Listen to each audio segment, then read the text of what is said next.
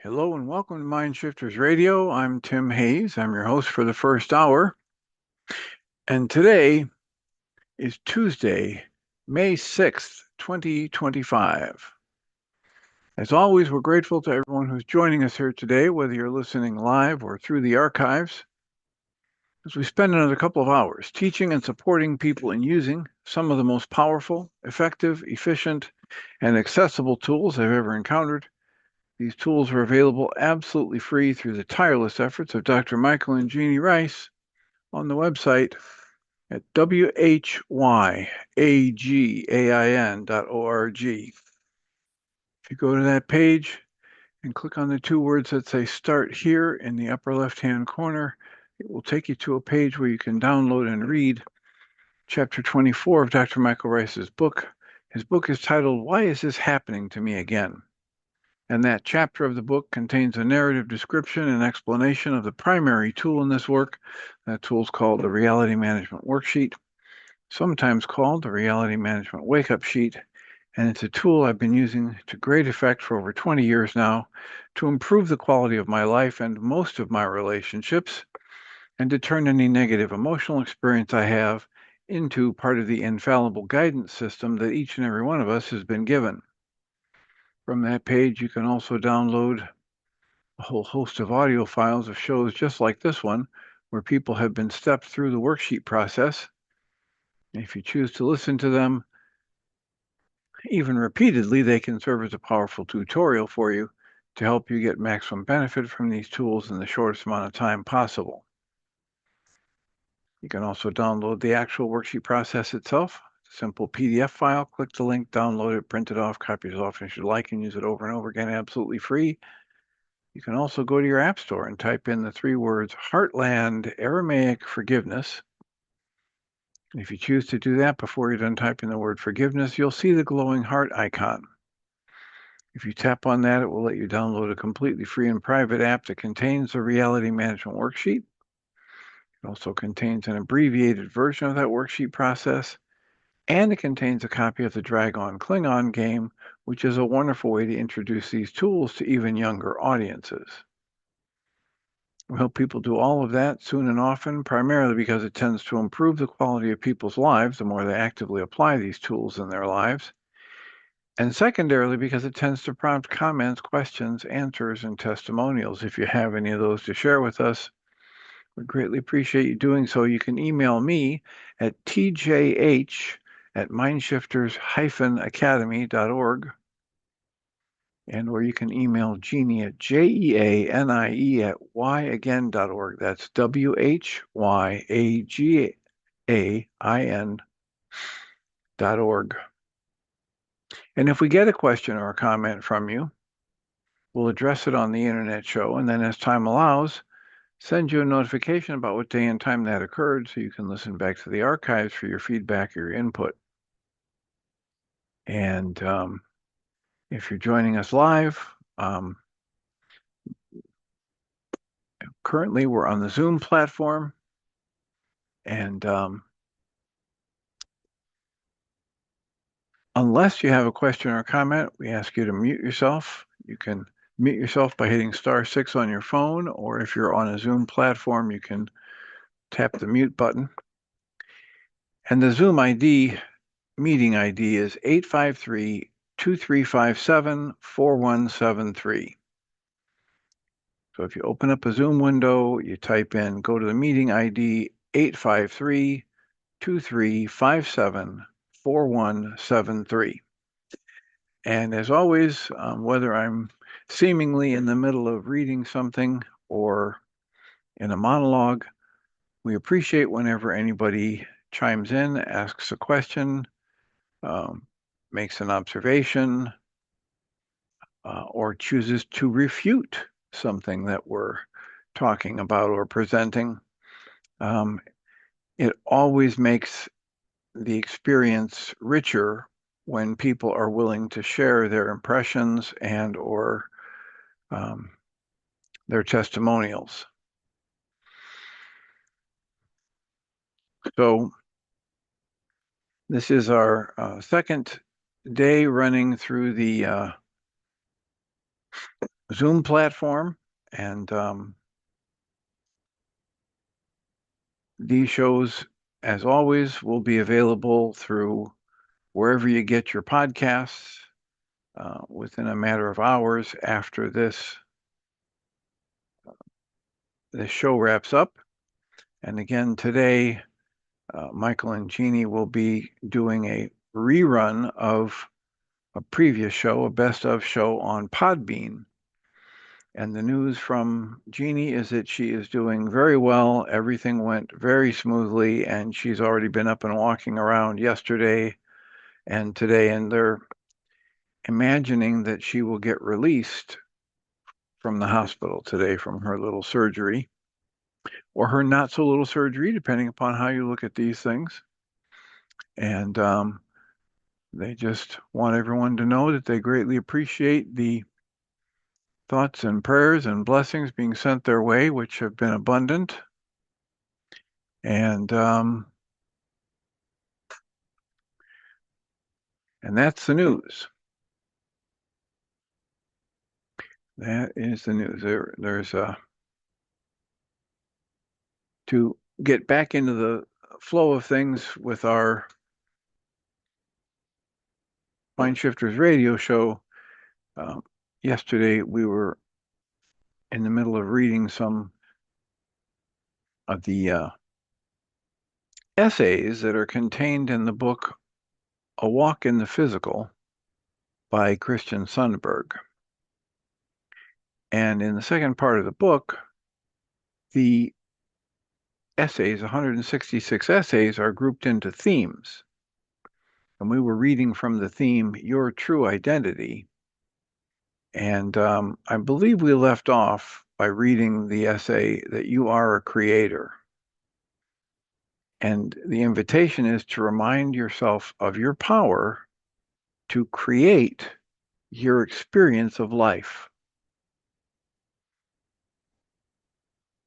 So I'm going to reread this. It's not that long. It's just a one-page essay. And Christian writes, you are a powerful creative being. You are capable of creating realities. Now, in terms of his little sidebar, Michael Ryce talks about, he uses the word reality to refer to the pictures that my mind shows me. And those are different than the pictures your mind shows you. So the reality, the way Dr. Michael Ryce uses it, refers to an internal construct, a mental, physical, experiential construct that is unique to each person. As a matter of fact, in one of his previous worksheets, Reality Management Worksheet processes, he had a line in all caps and bold that said, the truth is, my reality is strictly internal. It is unique to me, and it is created out of my own thoughts. So Dr. Michael Ryce has tapped into the same kind of source material that Christian Sundberg is tapping into here, the realization that we are each creating our own realities.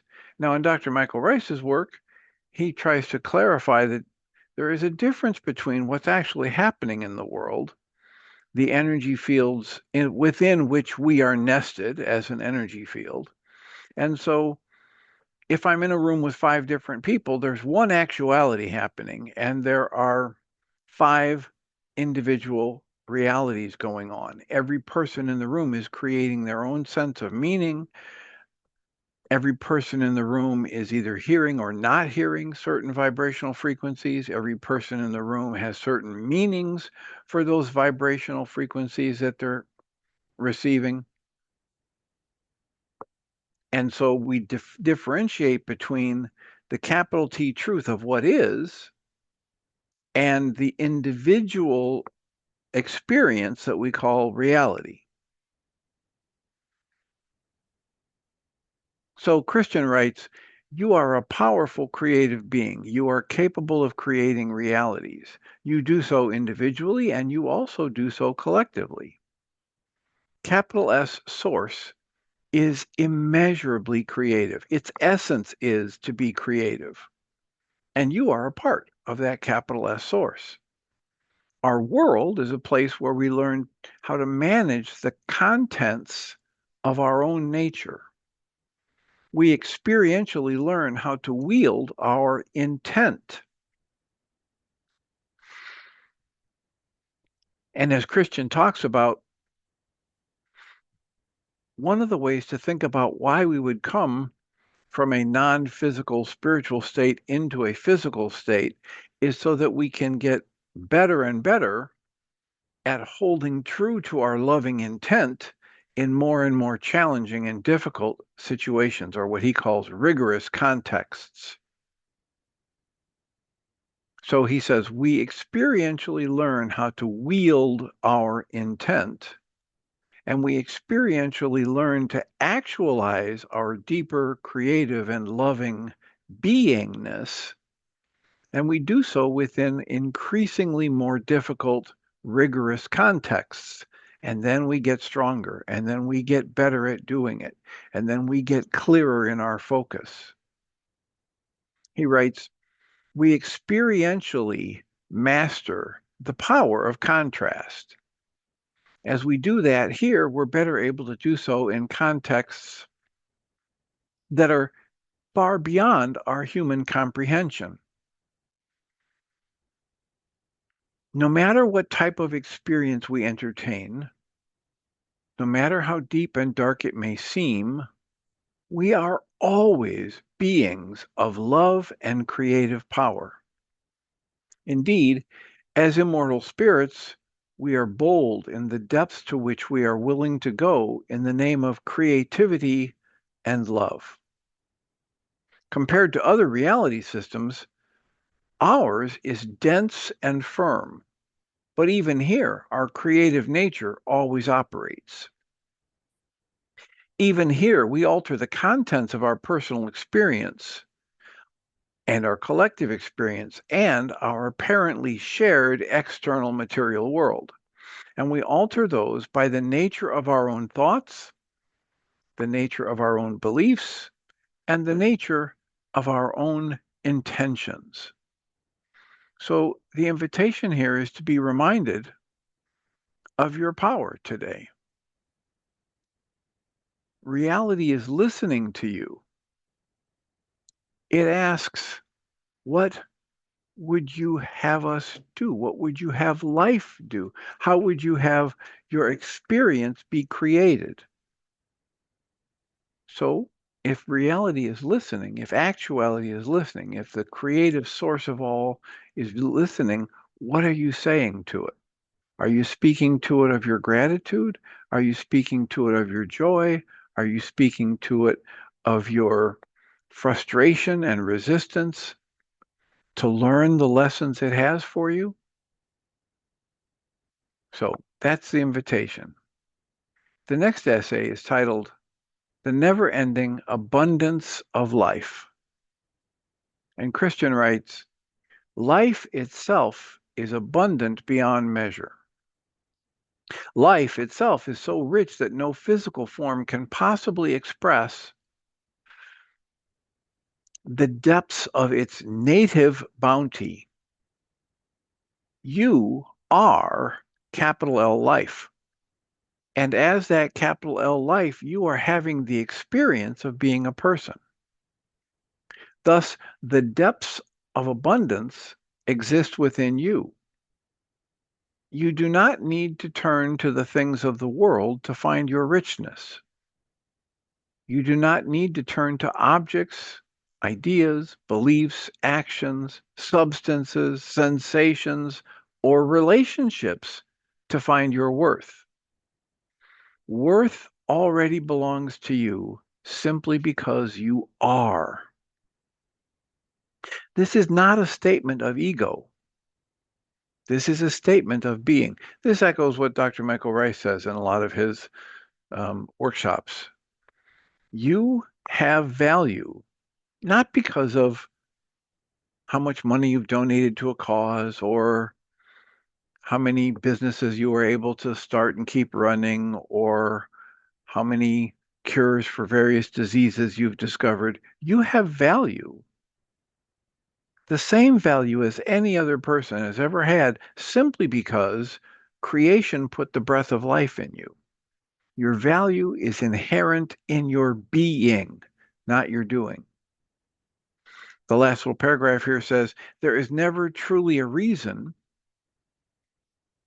to give up your hope, your joy, or your peace. Life is always there with you because capital L life is what you are. So life is there with you. Life is what you are. And the incredible depths and bounty of that truth never leave you. Listen to the richness of your being beneath all the earthly conditioning, and allow yourself to know this while you are human. Know that your physical experience can that much more be one of joy. If you tap into awareness of your true nature while you are still in the physical, then your experience can be that much more joyful.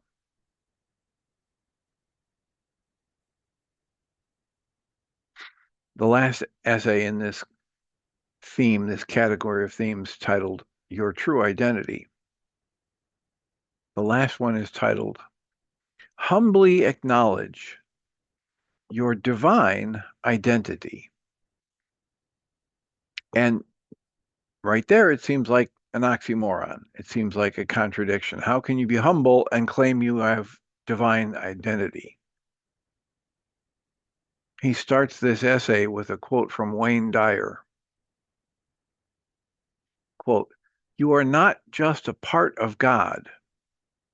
You are altogether God, and God is altogether you. This is not blasphemy. This is your identity." Wayne Dyer. And Christian writes, even in deep humility, you can simultaneously recognize that you are part of the capital S source of all things. You contain the potential and the power of the whole, capital WHOLE. That which is perfect and unlimited when divided into parts is never less than perfect and unlimited. So an individuation of the one, capital ONE, as that you are simultaneously not God and yet you are God. You are not just a drop in the ocean, you are a drop in the ocean, and you are the mighty ocean in a drop, as Rumi would say. While the ego can easily try to claim this idea, the truth of it far surpasses the limitations of the separate self and its ego's fierce quest for identity. Now, this whole concept boggles the mind, as it should, right? This is what we were talking about earlier. The value of going into meditation is that you step back and watch your thoughts and you realize you can't be your thoughts. And then another level of observing who's observing or what's observing, and pretty soon you have no words for this. You can't really think about it in a logical way that makes any sense. And in that moment, you're outside of thought and you touch into something which is your true nature, which is your consciousness, which is your awareness. Your ego has a fierce quest for identity. Your 9-bit mind, that Michael Rice would call it, or your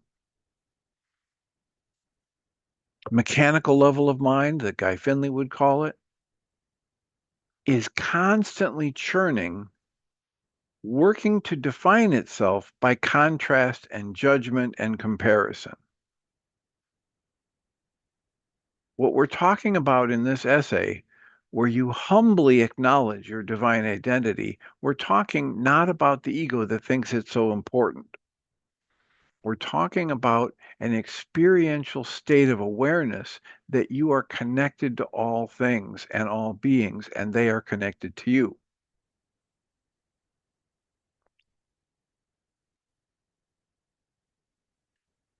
It reminds me of this thing I came up with years ago when people were talking about what's really important and what's the difference between one person and another. And so I put it together this way. I say, the only significant difference, the only difference that has true deep meaning between you and any person who has ever lived or ever will live is the degree to which you can live in the realization that we are all the same. And this means anybody you would call the Christ. This means anyone or anything you would call God. This means anybody that you would look down upon as though they're in a pit and you're up on a pedestal. This means anyone who's ever lived or ever will live is exactly like you, with this only significant difference being the degree to which one can live in the realization, in the full experiential knowledge that we're all the same. And yes, it seems like a paradox and a contradiction. How could the only difference be that we are all the same? It's not, there are no differences. There's only different levels of awareness of our true nature.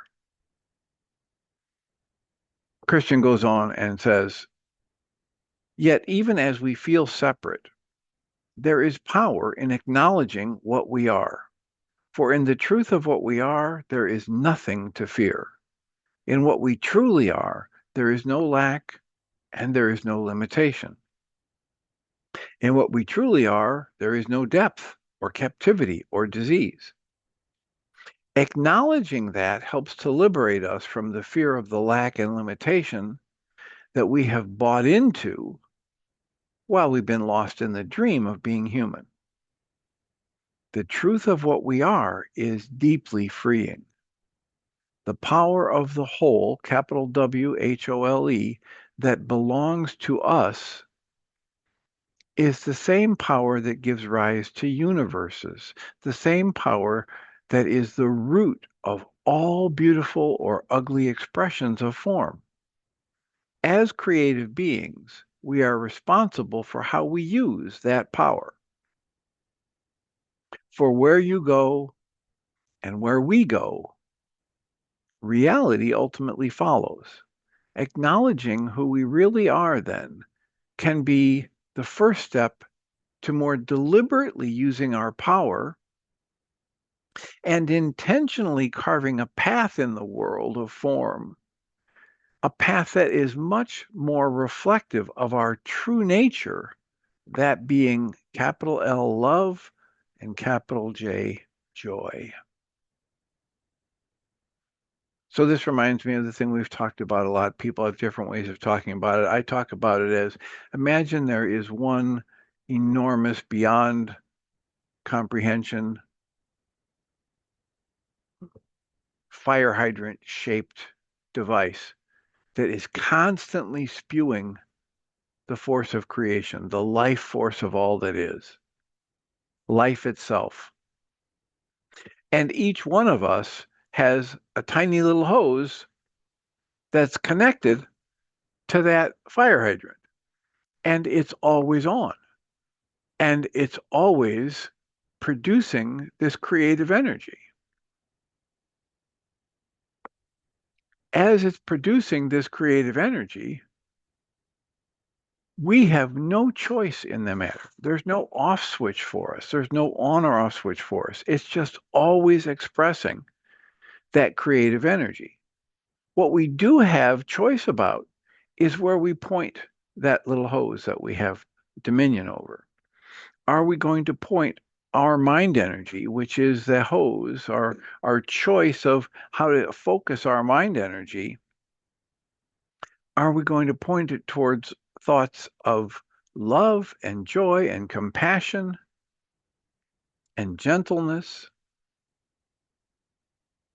Or are we going to point it towards negativity, judgment, fear, guilt, shame, any of those words we have for the sensations we experience internally. And that takes a lot of getting used to, because so many of us have been raised in families where the primary method of thinking and speaking and acting is from judging and negativity. And this is not just the most recent wave of politics in the United States. This is just across the board for the past, many decades. I remember looking up one time, the movie Hostels is about a real life situation that happened in the late 1800s, early 1900s. And my grandfather was 15 or 16 years old. Not my great or great great grand. My grandfather was 15 or 16 years old when when the actual events in this movie that this movie was depicting were being lived out. And it was a time of absolute violence and filth and a scramble for survival, and some people identifying themselves as better than others, and some people identifying other people as less than human. And in that process, every one of us was raised by people that were raised by people that went through that. Judgment, negativity, aggression, scramble for survival. So most of us have been taught in patterns that are deeply negative and deeply judgmental. And what we're being called to with this work is to recognize where we point our thoughts, where we focus our mind energy. It's always on as a creative force. And this is why in this work we so strongly recommend the active use of tools like the Reality Management Worksheet or the targeted journaling that Michael calls the Mind Shifter tool, or the 3 early memories of conflict, or the Mind Goal Management Worksheet. All of these tools can be used either to become aware of how I'm pointing my energies in a negative direction, or to dismantle the false beliefs and perceptions that give rise to those negative thoughts on a regular basis. So that's the last in the category titled Your True Identity. And there are 9 essays that we just read. So, Susan Bingham, I see you're on the call. I wonder if you would like to choose the next category of the themes of essays that we will read from. Looks as if I'm the only one today, and I was late. We've had a couple other people on, and they've dropped off, and they can be listening in other ways. And here's somebody else Okay. that hey, it's a trial with this platform, so we don't know exactly how smoothly it's going to work out. But so if I read you some possibilities, do you want to choose a heading? Sure, that's pretty fancy. Yeah, thanks. One of them is life as feedback. Another one is love as the healer, or healing through feeling, or change in consciousness precedes change in the world, or the small stuff is the big stuff. What was the second one, Dr. Tim? Oh, I don't know what order I read them in. Oh, okay. Challenge as a gift, I read that one. The big stuff is the small stuff. Change in consciousness precedes change in the world. Healing through feeling, or love as the healer. Those are the ones I've read so All far. right. That one, love is the healer, because I'm not sure I know what love is in the first place. So All that right, might, so Love as the Healer has only two essays in it, and the first one is titled Shining Through the Shadow. And Christian writes, again, this is from the book A Walk in the Physical, and in the second section of the book, he has 166 essays that are grouped into themes. And this one is titled Shining Through the Shadow. And Christian writes, all experiences of darkness are temporary manifestations that occur as a result of experiencing non-native separation. In other words, a false or imagined separation, or the the belief in a lack of love. Capital L love is our native state. It is complete, perfect, and whole. When we agree to become physical, we do so by knowing that we are agreeing to participate within a set of constraints wherein that native love that exists for us will be temporarily obscured from our view. We do this in part because how else could all that is know what it is other than to actually experience what it is not? So, in other words, here's the idea that there's a value in contrast, which is to give us a sense of the difference between our choice for love and our choice away from love or fear. If we are this energy of love, if we are endless compassion and bounty and basically all that we have words for that are good, if that's our true nature, then how do we experience anything else? So the theory in his work is that we choose to come into physical and we choose to don this mantle of forgetfulness. They call it the veil or amnesia.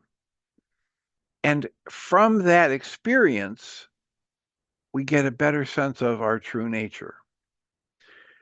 He goes on and he writes, the constraint set that we have adopted permits us to actually experience the ability to make hard and meaningful choices, even under duress, within a context.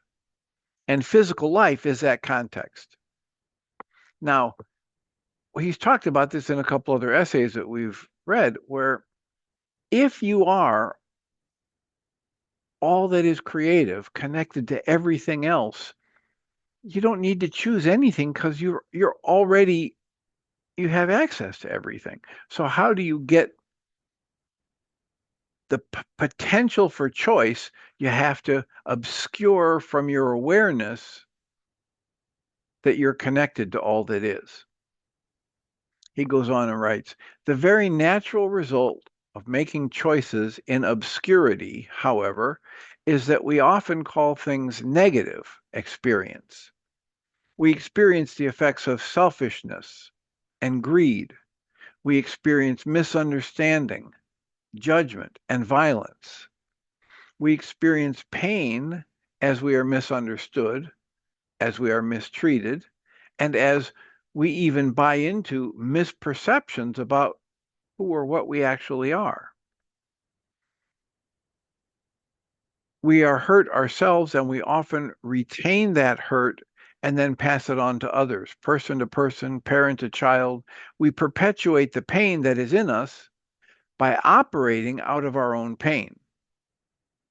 All of that pain is rooted in fear-based choice making that naturally occurs within this context we have adopted, the context of being obscured from seeing our true nature as total love, total power, total joy, and total acceptance, because that is our native state. Only once we accept the amnesia or the veil, we don't have awareness of that.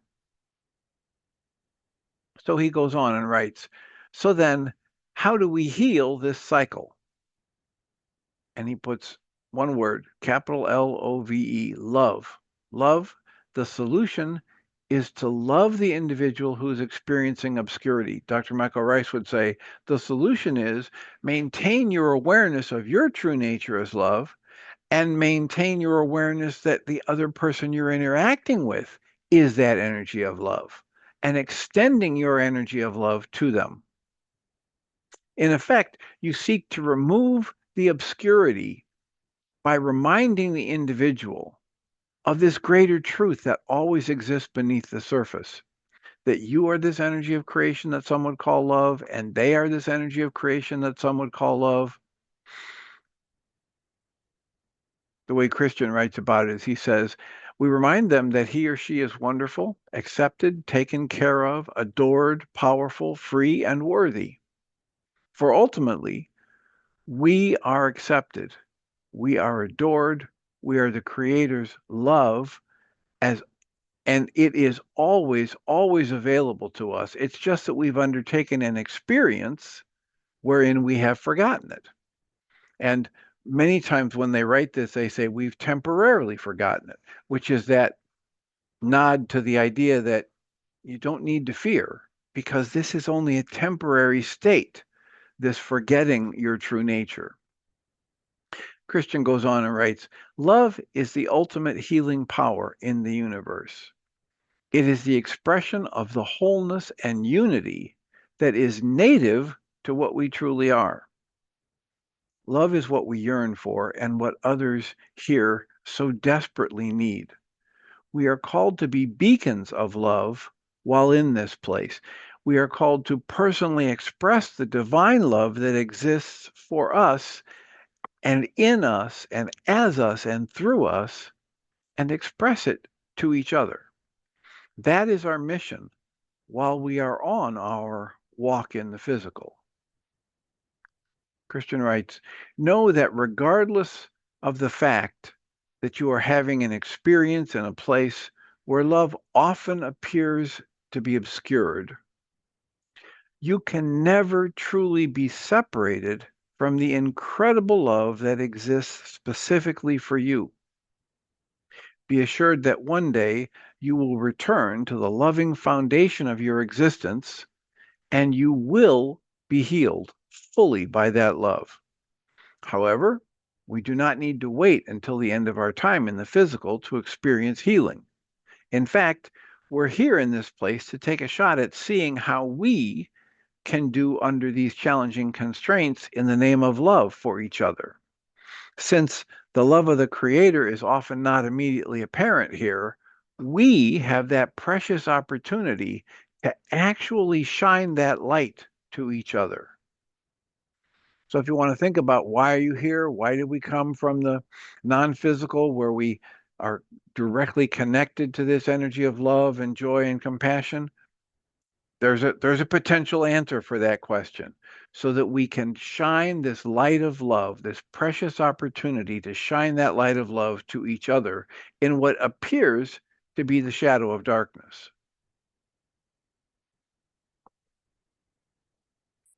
The second essay, and there's only 2 essays in that theme,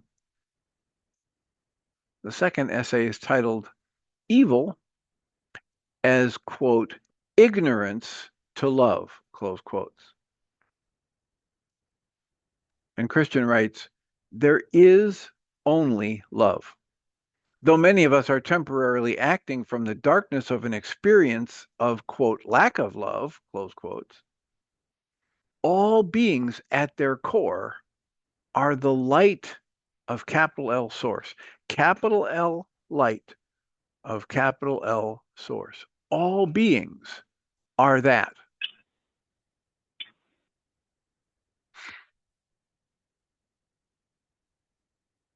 All beings are made of this stuff we call love. All beings desire it. All beings are called to it.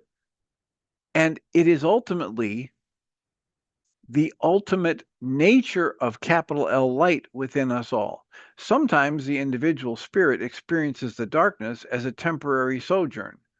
Even though the spirit's true loving nature remains unchanged, The spirit's local personality can, through its own experience of being, quote, distant, close quotes, from love, the spirit's local personality, not your true nature, but this tiny bit of your awareness that's focused on being physical, can, through its own experience of being away from love, fall into a vibration that is experienced as being far from its native light, its true nature. And from that place, the personality can make decisions which will challenge others. That darkness is not some separate power or authority. It is merely the natural result of real consciousness exercising imperfect intent when it's experiencing itself as being distant from native love. In that sense, there is no evil. This is the concept of, you know, how do you get the darkness out of a room? With a shovel, with a pickaxe, with a backhoe? No, you just turn on the light because the darkness isn't something solid or real in a sense, the way the energy of light is. It's like when Paramahansa Yogananda says there is no such thing as the unconscious, he's not saying your experience of yourself is all wrong.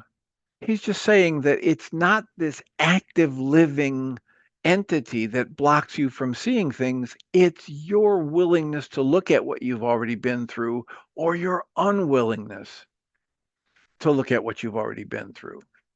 So there is only light, and there are places where we shine our light of awareness and places where we turn away from it. Those places where we turn away from it, from my mind just went to the book The People of the Lie by M. Scott Peck, where he was trying to figure out how do just regular people end up doing truly evil things and hurting other people at this level of physical scale.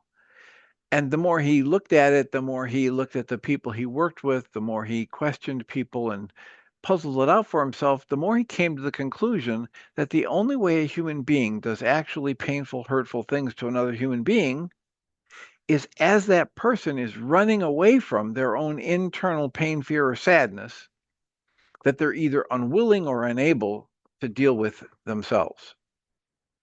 And he has some examples in the book, but the idea is, you know, if a human being is aware of their true nature and aware of the true nature of those around him or her, they won't ever do anything intentionally to harm another person.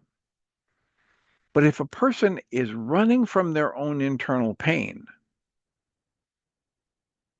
they can trample others in the process because they're not focused on others. They're not focused on the damage they're doing. They're just focused on getting away from something inside of themselves. And they're not willing to look at the bigger picture, which is available, but is usually obscured by their own pain, fear, and sadness internally.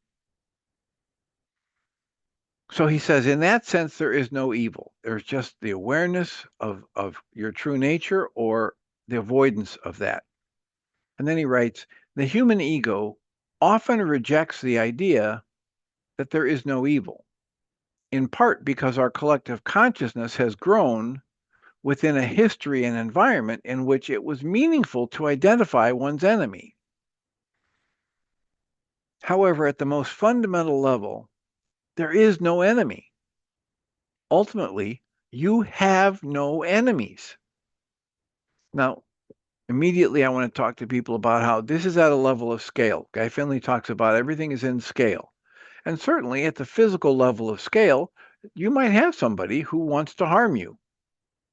They want to take your money or they want to blow up your house and take over your property. And that can happen at the physical level of scale. But remember, in this work, we're talking about your true nature as a being of brilliance and light. And you're interacting with other beings of brilliance and light. And if you do something that you consider unloving, or they do something that you consider unloving, it's simply because they've either temporarily forgotten or yet to discover their brilliance. it's not because of any significant real difference between you or them. Ultimately, he writes, you have no enemies. And then he writes, even the most heinous of crimes are acts committed from a place of a lack of love rather than one of intrinsic evil. The evildoer needs love. Love is the answer.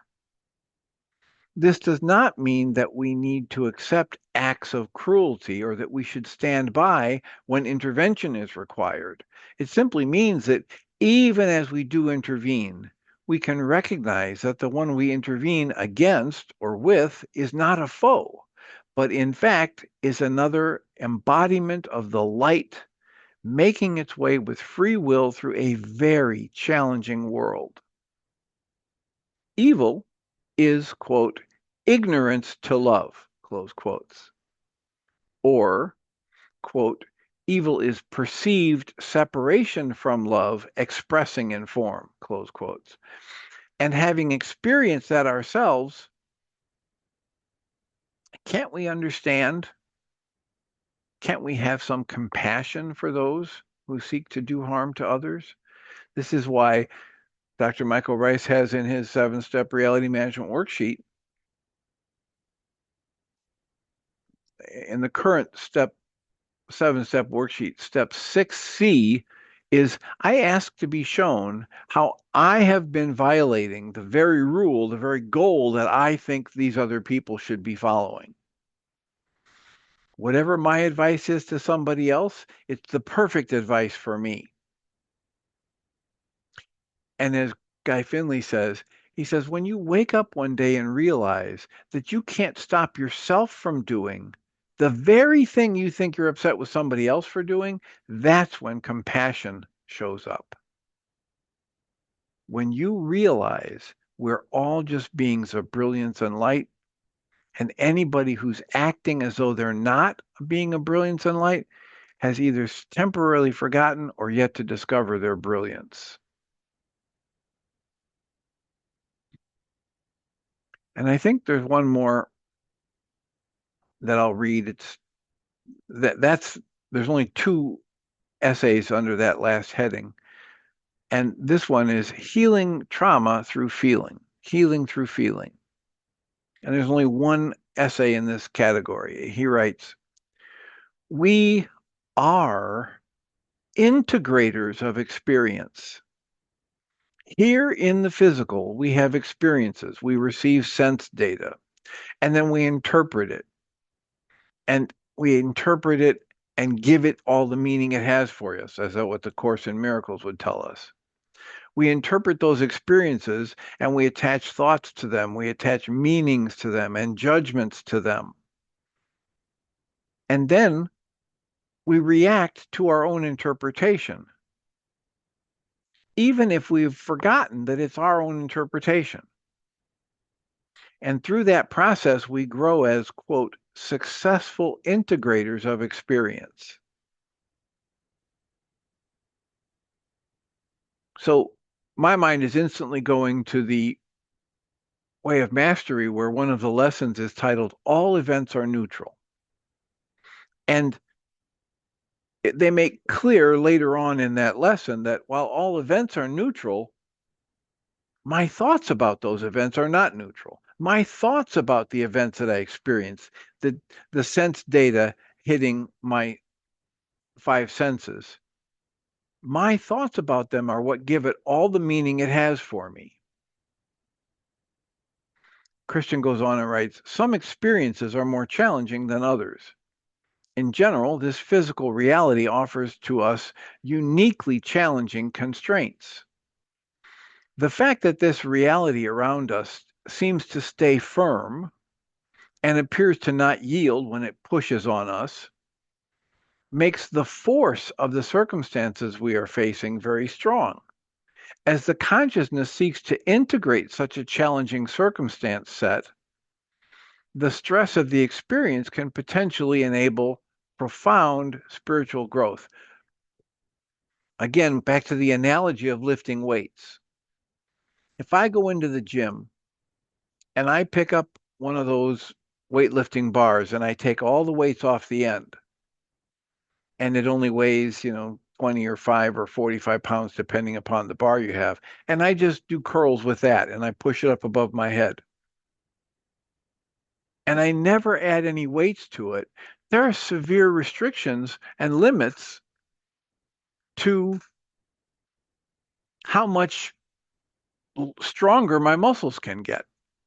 If I want to keep getting stronger, I have to add weights. If I want to keep getting better at choosing for love in difficult circumstances, I have to face more challenging circumstances on a regular basis. And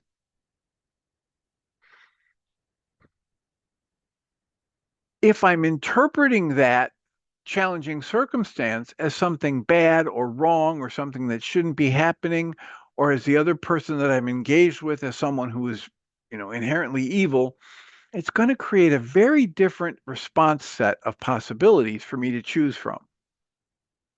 And with this work, we're entitled, and the Way of Mastery and the Course in Miracles, we're continually invited to choose again, and each time choose for love over fear, over anger, over hurt. Choose again and choose for love. That's the invitation. He goes on and writes, alternatively, it can also potentially stress the individual to a quote breaking point, close quotes. Psychological trauma cases are examples of where a personality has seemingly been forced, in quotes, to experience a constraint set and the resulting interpretations that are simply too severe to handle in that person's current form. Often the consciousness, quote, buries, close quotes, that experience somewhere so that it does not have to fully confront whatever it felt as the result of that experience. Yet, in the long run, the consciousness always seeks to integrate, always seeks to, quote, assimilate, close quotes, whatever experiences it's had and whatever those interpretations are that it made, so that it can have that included into its own big picture of knowing. Another way we talk about this in the therapy model called coherence therapy. The understanding is human beings are always trying to make sense of whatever they experience. And at any given point in time, whatever conception of reality is conscious for me, I will actively work to make every individual part of that fit and make sense with every other part. And when I can't, then I make something up. I make up a superstition. I make it up magic. I make it a God thing. I either find a solid logical explanation for it or I attribute it to some otherworldly power. Or, as he's talking about here, I block it out of my awareness. I push it out of my memory. Dr. Tim, Yes, I have a quick question. sure.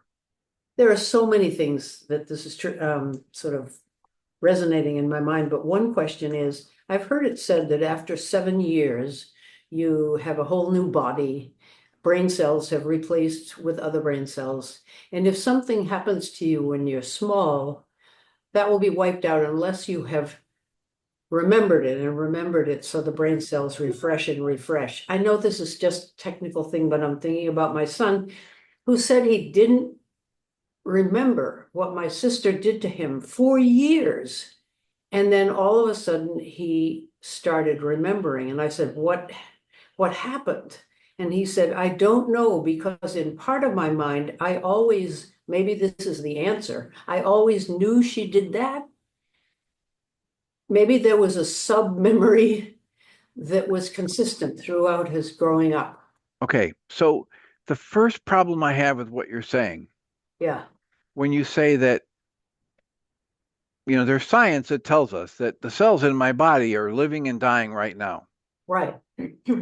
And the 7 years is like the outside. There are some cells in your body, like your eye, that within weeks or months. I mean, they replace so rapidly that, Right. a year from now, I don't have any cells in my body that resemble most of the cells in my body now. Maybe it takes longer for bone and some other tissue, but Right. there are many things that get replaced within a year or two, or inside of your mouth, probably a month or two, right? Mm, So the problem I have with that saying, oh, so this means anything that happened to a child isn't with them anymore, yeah. is that you're saying all the child is the physical cells. And that's just simply not my experience. And if you talk to Eben Alexander, who used to believe that that's all it was, random consciousness was the byproduct of random neural firings. Mm-hmm. And he learned by having his own death experience that that's not the case. There is a consciousness that isn't just tied to your physical body. Okay, that's good. So Good. the other thing that you're saying ties into research they've done that says if you start to experience a strong emotion, if you breathe and soften and let yourself feel it and let it flow through you, within about 90 seconds, it'll pass. Yeah. Unless you keep banging the gong Right. of, Refreshing. pouring your mind energy into the thoughts about this is bad and this is wrong and this shouldn't be happening. And you can keep banging that gong and the gong will resonate. But eventually you quit banging the gong and the gong quits resonating. Yeah. David E. Martin says in his book, Butterflies, Lizards Eat Butterflies, he says, the vast majority of your moments in life are monotonously good. Yeah. The vast majority of the moments in your life, you're not being chased by a tiger. The roof is not falling in. Even if you live in a war zone, the vast majority of your moments in your life, you're not being shot at. Mm. And yet, if I had an experience where I was mugged, as happened to me when I was a teen, I can lock away thoughts and beliefs about that in my mind. And then I function. I didn't think all day, every day, the rest of my life that I was mugged in the Yeah. city of Chicago in a dark alley. Mm. I didn't think that all day, every day. Mm-hmm. And yet, when I was in my mid 20s to late 20s and I was in graduate school, and somebody said, hey, would you come down to the humanistic psychology convention and work the table for our school there? I was filled with terror. Mm. And it wasn't until years later, when I was doing some of this deeper energetic psychological work, that I recovered that memory of having been mugged with my dad and my brother. And it made perfect sense to me Mm-hmm. why I had this vibrational foreboding Mm. that pervaded any thought of going into the city. Right. Oh my gosh. Good example. All right. Well, I thank you for the question. As always, thank you to everyone who's here. We have more flexibility these days because of Michael and Jeanie are going to do a best of on Podbean today. Um, but still, I have a meeting I have to get to, so I will thank you all for being here and remind us all that we come from love. We're made of the stuff we call love. We actually are love, and everything else is false. And I'll invite you back tomorrow for another hour. Thanks, Blessings. Jim. Thanks.